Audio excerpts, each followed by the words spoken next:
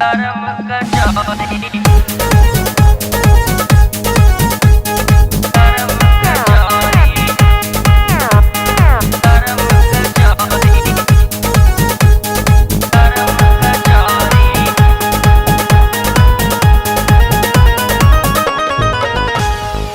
जोबन लागेला जैसे दवा के छाली, गलिया के चुमत बाटे कनमा के बाली, कनमा के बाली, कनमा के बाली। जोबन लागेला जैसे दवा के छाली, गलिया के चुमत बाटे कनमा के बाली।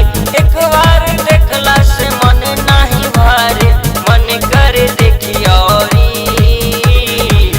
लागे छौरी गरम कचौरी, लागे छौरी गरम कचौरी, लागे छौरी गरम कचौरी, लागे छौरी गरम कचौरी।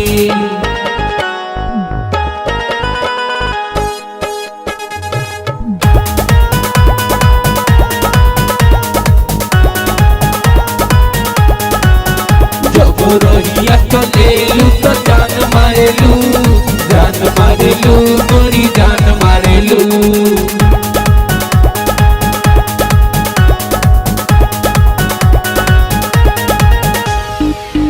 हथवा उठा के जब ले अंगराई, मन करे भाई कोरा उठाई, कोरा उठाई। हथवा उठा के जब ले अंगराई, मन करे भाई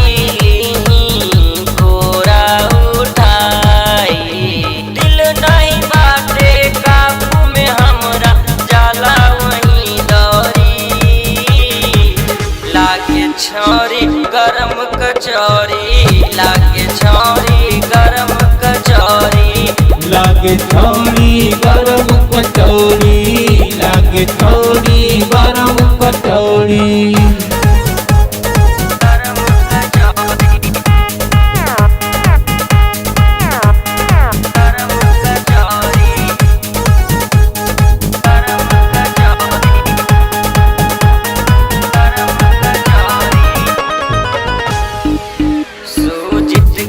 बात माना बहिया में आजा, बन जाई मूड पैबू भरपूर माजा, भरपूर माजा। सुजित के बात माना बहिया में आजा, बन जाई मूड पैबू भरपूर माजा।